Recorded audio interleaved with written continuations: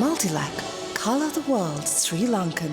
කල්පනා කර අපි අහන්න ඕනේ දැන් මේ ගිවිසුම කොහොමද ඇති වුනේ? මොකක්ද අපේ අවශ්‍යතාවය? අපේ අවශ්‍යතාවය ඇවිල්ලා දැන් ලෝකේ මේ හරිත ග්‍රීන් එනර්ජි වලට යනවා. එතකොට අපිට කෝල් ඩීසල් වලින් විදුලි බලාගාර යන්න බෑ ඉස්සරහට. මොකද දැන් අපි ඒක පරිසරයට අහිත කර හින්දා අපි දැන් ස්වභාවික වායු වලින් විදුලිය නිෂ්පාදනය කරන්න හදනවා. එතකොට අපේ ලංකාවේ ස්වභාවික වායු නැති හින්දා අපි ඒක පිටරටකින් ගෙන්න ගන්න ඕනේ. දැන් ස්වභාවික වායු පිටරටකින් නම් මෙහාට ගෙන්න ගන්න නම් අපි ඒක ගෙන්නන්න ඕනේ ස්වභාවික ද්‍රව වායු හැටියට. ඒ කියන්නේ LNG liquefied natural gas. එතකොට මේ LNG ගෙනහම අපි ඒක ආපහු රීගෑස් කරනවා. රීගැසිෆිකේෂන් කරනවා. ආපහු ඒක ස්වභාවික වායු හැටියට හදලා ඒක තමයි අපි බලාගාර වලට අරින්නේ. අපි බලාගාර වලට LNG අරින්නේ නැහැ. අපි අරින්නේ natural gas. ඉතින් මේ කැබිනට් පත්‍රිකාවේ කියලා තියෙනවා ඇමතිතුමා මේකේ මේ අපි LNG අරිනවා කියලා බලාගාර වලට. අපි බලාගාර වලට LNG නෙමෙයි අරින්නේ. අපි අරින්නේ natural gas. ඒ natural gas හදාගන්න අපිට අර natural gas ද්‍රව කරපු ඒවා ගෙන්න ගන්න. ඒකට මේවා ගෙන්නුවාම මේක ගබඩා කරන්න ඕනේ. මේක බොහොම සංකීර්ණ තාක්ෂණයක්. මේ ද්‍රව වායුවේ ගේනකොට ඒක උෂ්ණත්වය ඍණ 160ක් වෙනවා. එතකොට ඍණ 160ක් ගෙල්ලා තියාගන්න ඒකට විශේෂ ටැංකියක් වගේ එකක් හදන්න ඕනේ. ඉතින් මේ ටැංකිය ඇත්තටම දැන් නූතන තාක්ෂණය අනුව අපි කියනවා මේකට FSRU කියලා. FSRU කියන්නේ floating storage and regasification unit. අපි මේ වගේ එකක් ගෙල්ලා මුහුදේ තියලා මේක ඒ නැවෙම තියනවා තව කොටසක් මේ රීගෑස් කරන යුනිට් එකක්. ඒකෙන් රීගෑස් කරලා මේ කෙරවල පිටියේ මුහුදේ කිලෝමීටර් 5කට එහා තමයි අපි මුහුදේ මේ නැංගුරන් දාන්නේ මේ FSRU එක. ඒකේ ඉඳන් අපි නල මාර්ගයෙන් ස්වභාවික වායුව ගේනවා ගොඩට. ගෙනලා අපි බලාගාර වලට අරිනවා. අපි LNG ගේන්නේ නැහැ රට ඇතුළට. අපිට ගේන්න අවශ්‍යතාවයකුත් නැහැ. එතකොට මේක තමයි අපේ අවශ්‍යතාවය. එතකොට මේ අවශ්‍යතාවයෙන් හින්දා මේ නොයෙකුත් අවස්ථාවල අපිට එක එක ප්‍රොපෝසල්ස් ආවා. එක එක රටවල් වලින් ඇමරිකාවෙන් ආවා, කොරියාවෙන් ආවා, ඉන්දියාවෙන් ආවා, ජපානයෙන් ආවා. අද ඉඳන් මේ 2005 ඉඳන්ම මේ සංකල්පය ගැන අපි කතා කළා. ඉතින් ඒ ආපු හැම එකක්ම කිසිම රජයක් විසින් අනුමත කළේ නැහැ. එක එක කාරණා හින්දා.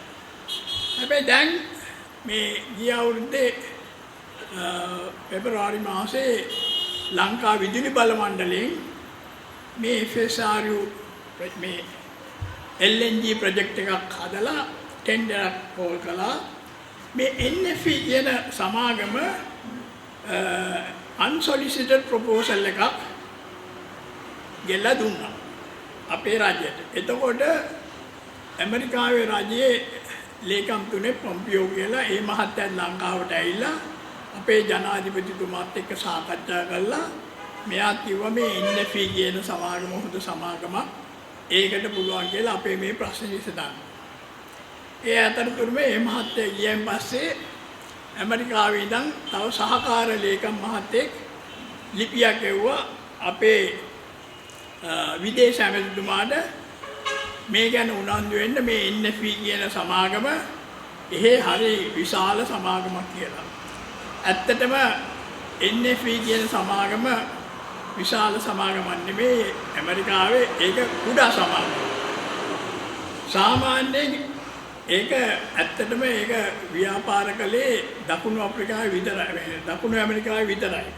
ඒගොල්ලන්ගේ ව්‍යාපාරය ඇවිල්ලා ඇමරිකාවෙන් LNG මුදලට අරගෙන ඒගොල්ලෝ ඒව නැමුවල දාලා ගිහිල්ලා ඔය දියුණු වෙන රටවල් පෝටරීකෝ, මෙක්සිකෝ, ජමයිකා ඔය වගේ රටවල් කීපයකට ඒගොල්ලෝ LNG විකුණන එක. ඉතින් දැන් මේගොල්ලෝ මෙහාට ඇවිල්ලා කිව්වේ ඒගොල්ලෝ ඉන්ටර්නැෂනල් ඒගොල්ලන්ට මේක කරන්න පුළුවන් කියලා ප්‍රොපෝසල් එකක් දුන්නා. ඒ ප්‍රොපෝසල් එක දුන්නාම අපේ රජයෙන් මුදල් අමාත්‍යාංශේ භාණ්ඩාගාරයෙන් මේක බොහොම රහසිගතව කාටවත් කියන්නේ නැතුව ඒගොල්ලෝ හැදුවා ෆ්‍රේම්වර්ක් ඇග්‍රීමන්ට් එකක් කියලා එකක්. මේ දිනේ ෆ්‍රේම්වර්ක් ඇග්‍රීමන්ට් එක. දැන් මේ ෆ්‍රේම්වර්ක් ඇග්‍රීමන්ට් එක හදන්නේ මේ LNG මේ ලංකාවට ගෙල්ලා ඒ වායු කරලා අපිට කොහොමද මේක දෙන්නේ කියලා. දැන් මේ ડોකියුමන්ට් එක බලුවාම දැන් අපිට අවශ්‍ය වෙන්නේ මොනවද? අපිට අවශ්‍ය වෙන්නේ ස්වභාවික වායු. ඒක තමයි අපේ අවශ්‍යතාවය. අපිට ඕනේ ස්වභාවික වායු අපේ බලාගාර වලට අරින්න. අපිට LNG නෙමෙයි ඕනේ. හැබැයි අපිට LNG අවශ්‍යයි ස්වභාවික වායු හදාගන්න. එතකොට අපිට අවශ්‍යම දේ මොකද්ද? මේකේ මිල. දැන් අපේ මේ ප්‍රශ්නේ තියෙන්නේ මේ විදුලිය ගණන් වැඩි කියලානේ. ඩීසල් වලින්. එතකොට මේකෙන් හදනවා නම් ලාභ වෙන්න බෑ. ඒකට ලොකු ඉන්වෙස්ට්මන්ට් එකක් ඕනෙත් නැහැ. මම ඒවැ වැඩ කරපු කෙනෙක්. ඒ ප්‍රොජෙක්ට්ස් වල. මම වැඩ කරලා තිනවා රටවල් 20ක ප්‍රොජෙක්ට් කරලා තිනවා. මම නෝර්වේ වල ප්ලැට්ෆෝම්ස් හදුවා, එංගලන්ත ප්ලැට්ෆෝම්. මම 1974 ඉඳන් වැඩ කරලා තිනවා. ඉතින් අපි දන්නවා මේක. හරි මේක කරන්න පුළුවන් ක්‍රම. හැබැයි අපේ තියෙන ඕනේ මේකට කමිට්මන්ට් එකක්. ඒ කමිට්මන්ට් එකක් තියෙන රජයක් ඉන්න ඕනේ. ඒ කමිට්මන්ට් එකක් තියෙන රජයක් ආවොත් තමයි මේ වගේ දෙයක් අපිට ඉස්සරහට කරන්න පුළුවන්. නැත්තම් හැමදාම මේ එන දේශපාලඥයෝ කල්පනා කරන්නේ අවුරුදු 5යි. ඔබතුමාලා ඔක්කොම දන්න එක මම කියන්න ඕනේ නැහැ. මේ අවුරුදු 5 කොහොමද සල්ලි හම්බ කරන්නේ? ඊළඟ අවුරුදු 5 ඉලෙක්ෂන් එකේ දිනා ගන්න. එතකොට මේ givisuma අනුව මම කියන්නේ කරනවා නෙවෙයි මට මෙතන තියෙනවා මේ මොකක්ද ඒකට කියන්නේ probability. possibility එකක් තියෙනවා. කාට හරි මේ කම්පැනියට දේශපාලන පක්ෂයක් එක්ක එකතු වෙලා අර මේ ඔක්කොම පර්මිට්ස් අරගෙන බංකරින් බිස්නස් එක අරගෙන ඒගොල්ලන්ගේ පොලිටිකල් කැම්පේන් එකට ආධාර කරන්නේ. පුළුවන් නේ? එතකොට එහෙම ආධාර කරොත් මේ කම්පැනිය අවුරුදු 3ක් යනකොට කොච්චර හම්බ කරලා ඇද්ද බංකරින් වලින්? අඩු ගානේ බිලියන් 2ක්. ඩොලර් බිලියන් 2ක්. ඔය බිලියන් 2කින් 10% කියන්නේ කීයද? ඩොලර් මිලියන් 200ක්. ඉතින් මම ඒ රුපියල් වලට හරවන්නේ නැහැ. ඔබතුමාලා රුපියල් වලට හදලා කල්පනා කරලා බලන්න.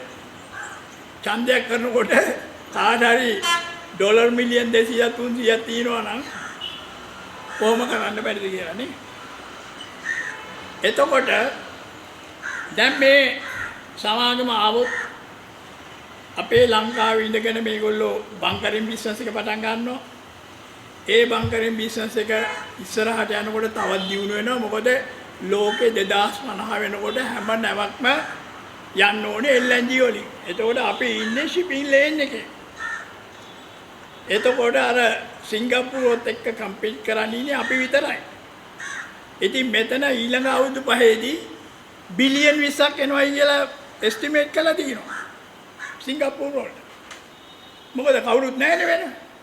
ඉතින් අපේ ලංකාවේ කවුරු හරි පටන් ගත්තොත් ඕකෙන් 100,000ක් හරි ගන්න පුළුවන් නේ. අපි ඉන්නේ shipping lane එකේ. අපිටත් නැව වෙනවනේ. එතකොට අපි සිංගප්පූරු වල වැඩි පොඩ්ඩක් අඩුවෙන් ගෙවුවොත් LNG. දැන් මේ කම්පැනියට අඩුවෙන් LNG ගන්න පුළුවන්. මොකද මේගොල්ලන්ගේ minutes of meetings තියෙනවා බලන්න. හරි මේගොල්ලන්ගේ නිව්යෝක් වල ඒ කම්පැනියේ කතා කරපු minutes of meetings තියෙනවා. ලංකාව වගේ නෙමෙයි ඒ රටවල වල බිස්නස් කරනකොට ඒක ඔක්කොම පබ්ලිෂ් කරන්න ඕනේ. ඒවා රහස් නෙමෙයි. ඉන්වෙස්ටර්ස්ලට දෙන්න ඕනේ. ඒගොල්ලන්ගේ ෆෝවර්ඩ් ප්ලෑනින් ඔක්කොම ඉන්වෙස්ට් මොකද ඉන්වෙස්ට් වල සල්ලි දානවා නම් දැන් මේ රටේ විතරයි මහ ජනතාවගේ වඩාත් වග කියන්නේ නැතුව හොරෙන් කරන්නේ. එහෙ ඉන්වෙස්ටර්ස්ලට කරන්නේ කියන්න ඕනේ. මේ කම්පැනියේ මැනේජින් ඩිරෙක්ටර්ස්ලට ඉන්වෙස්ටර්ස්ලට කිව්වා එයාට LNG ගන්න පුළුවන් ඩොලර් 3 ගානේ කැමරෝන් වලින්. එතකොට මෙහාට ගේන්න අපි කියමු තව ඩොලර් එකක් දාමු shipping charges. එතකොට මෙහාට එනකොට ඩොලර් 4යි. අපි කියමු ඩොලර් 4.50යි කියලා. අපිට 10ට විකුණනකොට කීයද ලාභේ? මොකද මේකේ තියෙන්නේ අපිට 10ට විකුණනවා කියලා. මේ ඇග්‍රීමන්ට් එක අපි සයින් කරන්නේ ඩොලර් 10ට ගන්න. මේ ප්‍රයිස් ෆෝමියුලා කොහොම පැත්තක දාන්න වෙනවා. මොකද ඒක තියෙනවා ඔබලා මේකේ. ඩොලර් 10ට ගන්නවා කියලා. එතකොට අපි ඩොලර් 10 ගානේ ගන්නකොට දැන් එයා ඒ කම්පැනි මේක මේ ඇග්‍රීමන්ට් එක අරන් ගියාම එයාට FSR එකක් ගන්නත් පුළුවන්. මොකද තව කම්පැනිස් ඉන්නවා බලාගෙන බිස්නස් කරන්නේ. මේක වෙන්නලා ගන්න පුළුවන්. මම කියන්න ඕනේ නැහැ නේ ඔයගොල්ලන්ට ඔය මේක බිස්නස් කරන හැටි. මොකක් ඒගොල්ලෝ දන්නවනේ. එතකොට LNG මෙහාට එන්නේ අඩුවට නම් බංකරින් වලින් අඩු කරන්න පුළුවන් නේ. ඒතකොට සිංගප්පූරුව අන්ඩර්කට් කරන්න පුළුවන්. සිංගප්පූරුවේ LNG ප්‍රයිස් එකත් මෙහි ඉඳගෙන අන්ඩර්කට් කරන්න පුළුවන්. හරි. ඉතින් ලංකාවට හොඳයි. හැබැයි ලංකාවට ඩොලර් එන්නේ නැහැ නේ. මේ ඩොලර් ඔක්කොම යනවනේ පිට. මේක ලංකාවට එන්නේ නැහැ. මොකද මේ ඇග්‍රීමන්ට් එකේ නෑ ලියලා බංකරින් වලින් අපිට සල්ලි දෙනවා කියලා නේ. මේක කියලා දිනනවා රීඑක්ස්පෝර්ට් කරන්න දෙන්න කියලා. හැබැයි ඒකෙන් අපිට සල්ලි හම්බ වෙනවා කියලා කියලා නෑ. එතකොට ඒගොල්ලන්ට පුළුවන් FSR මේ ෆැසිලිටි එකක් ගේන්න දැන් ලෝකේ නැව් හදනවා එක එක සයිස් එකට.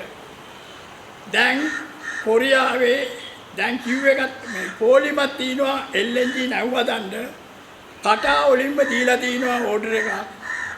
ඒක නැවක් ඒවට කියන්නේ Qmax කියලා. ඒක නැවක ධාරිතාව ඇවිල්ලා ලක්ෂ 2.5කට වැඩි මෙට්‍රික් ටන් කැපැසිටි.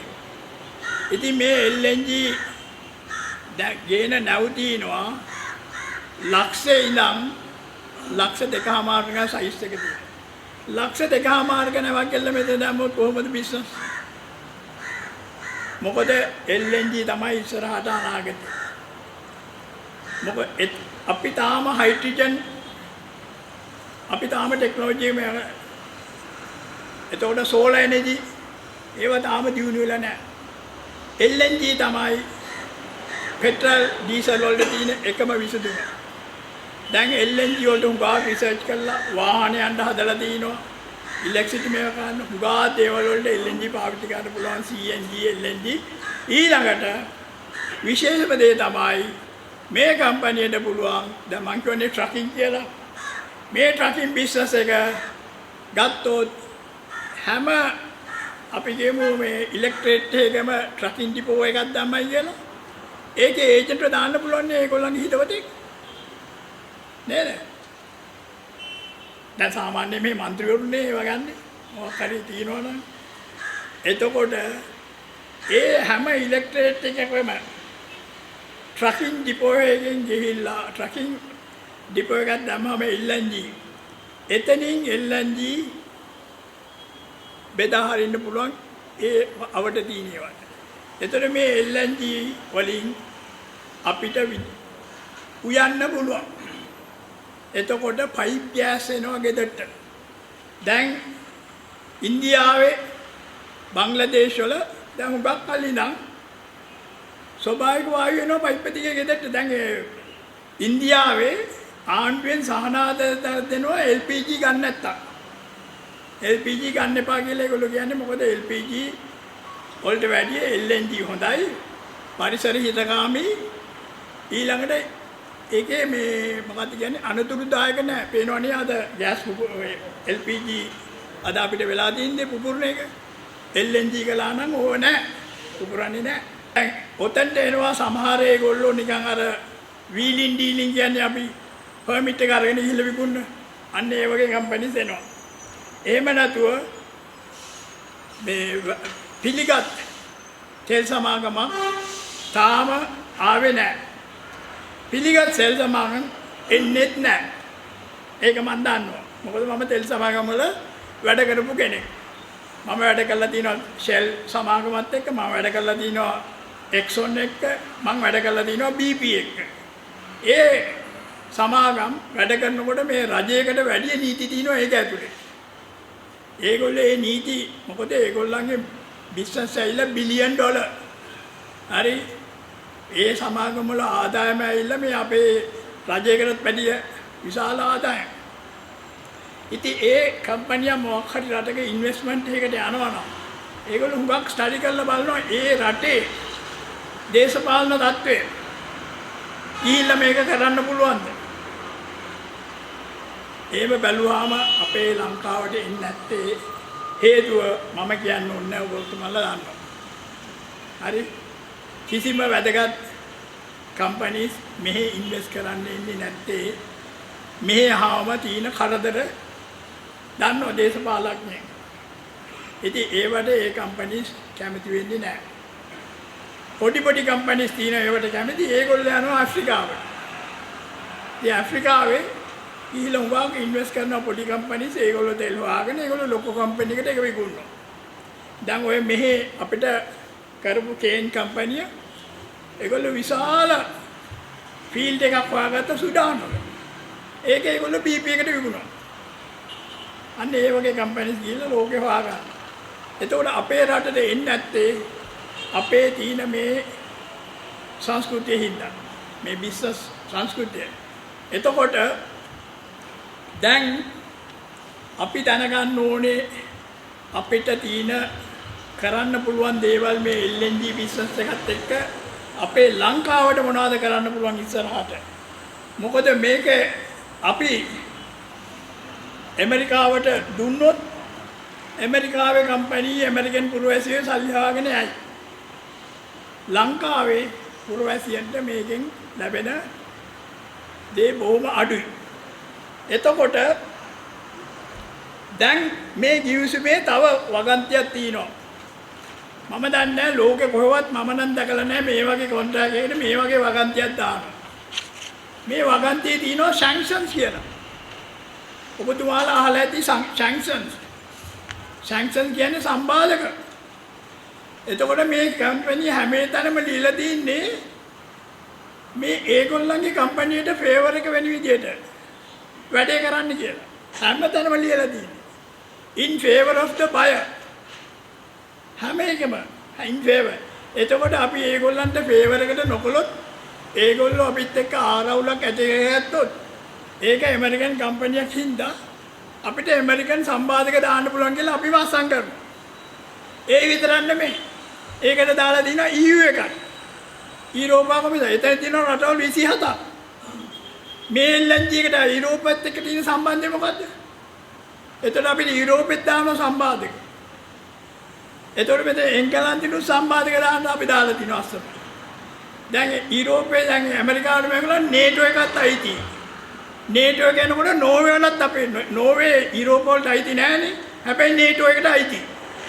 එතකොට නෝර්වේත් අපිට සම්බන්ධයි. එතකොට ඔබතුමාලා දන්නවා අද ඉරානයේට මොකද වෙලා තියෙන්නේ? ඇමරිකන් සම්බාධක හින්දා ඔච්චර ස්වභාවික වායු තෙල් තියෙන රට අද ওই තත්ත්වයට වැටුනේ ඒගොල්ලන්ට ඇමරිකන් සම්බාධක හින්දා.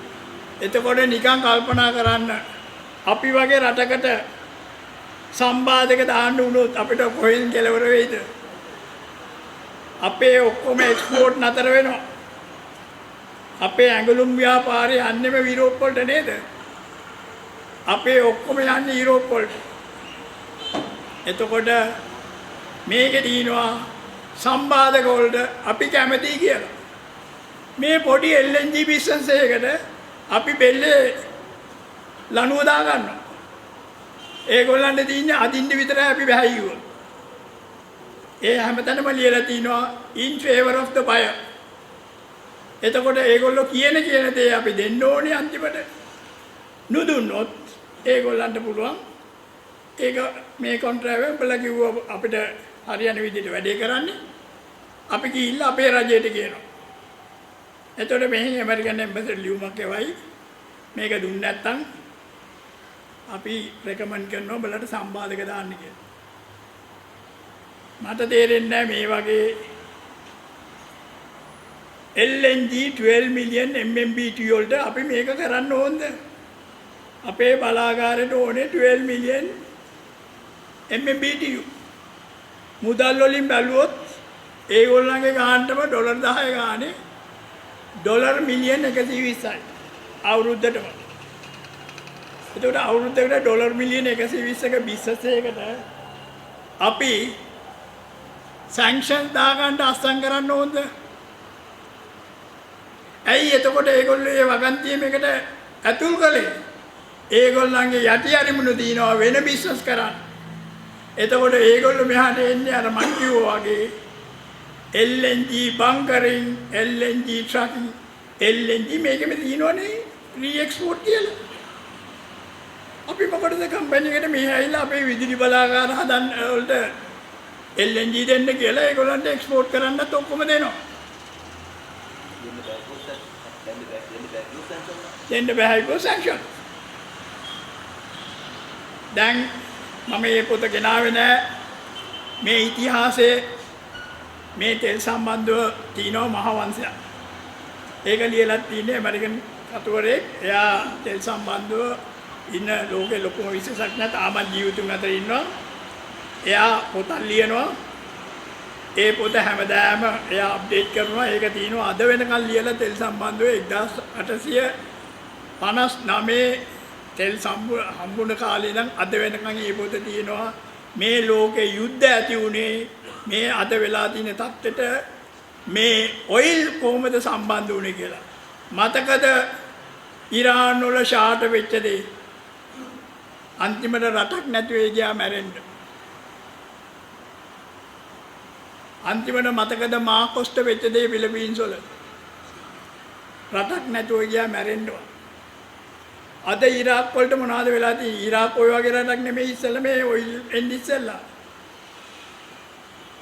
ඉතින් මේ ඔයිල් කම්පැනිස් තමයි ලෝක යුද්ධය ඇති කළේ. ජපානේ එක්ක ගහගත්තේ මොකටද? තෙල් වලට. ජපාන්ට තෙල් දුන්නේ නැහැ. ජපානේ ඉන්දුනීසියාවෙන් ඒක එතනින් තමයි පර්ල් හාබර් එකට බෝම්බ දැම්මේ ජපානේ. තෙල් හින්දා. වෙන ප්‍රශ්න හින්දා නෙමෙයි. ඉතින් තෙල් කියන්නේ ලොකුම ප්‍රශ්නයක්. මොකද මේක ඇවිල්ලා බල ශක්තිය. හැමෝටම බල ශක්තිය ඕනේ දැන්. ඉස්සරටත් වැඩිය. ඉතින් බල ශක්තිය කියන්නේ හරිම වැදගත් දෙයක්. ඒක පිටිපස්සේ තමයි බලය තියෙන්නේ. අද මේ රට අද බලන්න LPG හින්දා ප්‍රශ්නයක් රජයට. පෙට්‍රල් හින්දා ප්‍රශ්නයක්. පෙට්‍රල් ගේන්න සල්ලි නැහැ. පෙට්‍රල් නැත්තම් මේ ඔක්කොම වාහන නතර වෙනවා, ඔක්කොම නතර වෙනවා. LPG නැත්තම් ගෙදර උයන්න බෑ. අපි දරවලින් යුවයි කිව්වෝ. හැබැයි එක්ස්පෝර්ට් කරන්නේ කොහොමද? කර්මාන්ත ශාලා යන්නේ කොහොමද? විදුලිය නැතුව. ඉතින් මේ කියන්නේ බල ශක්තිය. බල ශක්තිය ඔයිල් එකට යන්නේ ඔයිල් ගෑස්. ඉතින් 2050 වෙනකන් අපිට ස්වභාවික වායු පාවිච්චි කරන්න කිසිම තහනමක් නැහැ ලෝකේ. මං හිතන්නේ උගාක් මේ පාරිසරික විශේෂඥයෝ මේක පොඩ්ඩක් පටලවාගෙන ඉන්නවා. මේ පරිසරයේ දූෂණය වෙන එකයි ස්වභාවික වායු වලයි ලොකු වෙනසක් තියෙනවා. මොකද ස්වභාවික වායු වලින්ම ජීවත් වෙන රටවල් තියෙනවා. සෞදි අරේබියා වලට ඔයිලුයි ගෑසුයි විකුණුවේ නැත්නම් කොහොමද ඒගොල්ලෝ ජීවත් වෙන්නේ? සෞදි අරේබියාව කැමති වේද? ඇමරිකාවට මොකද වෙන්නේ? ඇමරිකාව ජීවත් වෙන්නේ. එතකොට කටා කොහොමද ජීවත් වෙන්නේ? ඒ හැම රටකම බල ශක්තිය ඔයිල් ඇන් ගෑස් වලින් තමයි ජීවත් වෙන්නේ. ඉතින් මේ පරිසරය කියන්නේ අපිට කියන්නේ වැඩි ඔයිල් පාවිච්චි කරන්න එපා. මොකද ඒකෙන් තමයි වැඩි කාබන් ඩයොක්සයිඩ් එන්නේ. සල්ෆර්. ඒ සල්ෆර් හින්දා තමයි නැව් වලට LNG වලින් යන්න කියන්නේ. මොකද ඩීසල් වල තියෙන සල්ෆර්. හරි කාබන් ඩයොක්සයිඩ්. ඉතින් 2050 වෙනකොට LNG වලින් ඔක්කොම නැව් යන්න ඕනේ. එතකොට මේ බංකරින් බිස්නස් එක ලංකාවට ලොකු බිස්නස් එකක් වෙනවා. ඒ බිස්නස් එක අපි දැනටම නැති කරගෙන ඇමරිකාවට දුන්නොත් අපිට ඉස්සරහට ගොඩ එන්න තියෙන මේ රට ගොඩ ගන්න තියෙන මන්නාරම් දෝණිය ගෑසුත් අපිට නැති වෙයි. The News Reporter. වාරණයෙන් තොර අපක්ෂපාතී වාර්තාකරණය.